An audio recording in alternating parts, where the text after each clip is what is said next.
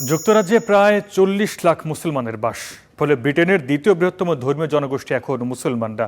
এর মধ্যে বাংলাদেশি রয়েছেন প্রায় ৬.৫ লাখ। এবারে রমজানটা শুরুটা কেমন ছিল, লন্ডন থেকে জানাচ্ছেন শাকির হোসাইন।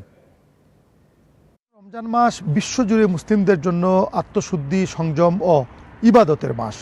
ইউরোপের বহু সাংস্কৃতিক দেশ যুক্তরাজ্য এই মাসটি গভীর ধর্মীয় অনুভূতি ও সামাজিক সম্প্রীতির মধ্য দিয়ে পালিত হয়।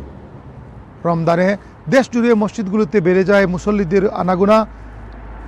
ফজর থেকে মাগরিব পর্যন্ত রোজা রাখা, তারাবি, কুরআন তিলাওয়াত সব মিলিয়ে আধ্যাত্মিক এক পরিবেশ তৈরি হয়। অনেক মসজিদ ও ইসলামিক সেন্টারে প্রতিদিন আয়োজন করা হয় ইফতার মাহফিলের। এতে বিপুল সংখ্যক মুসলিমদের পাশাপাশি অন্যান্য ধর্মাবলম্বীরাও আমন্ত্রিত হন এবং একটি সামাজিক সম্প্রীতির উজ্জ্বল দৃষ্টান্ত হয়ে ওঠে এই রমজান মাস।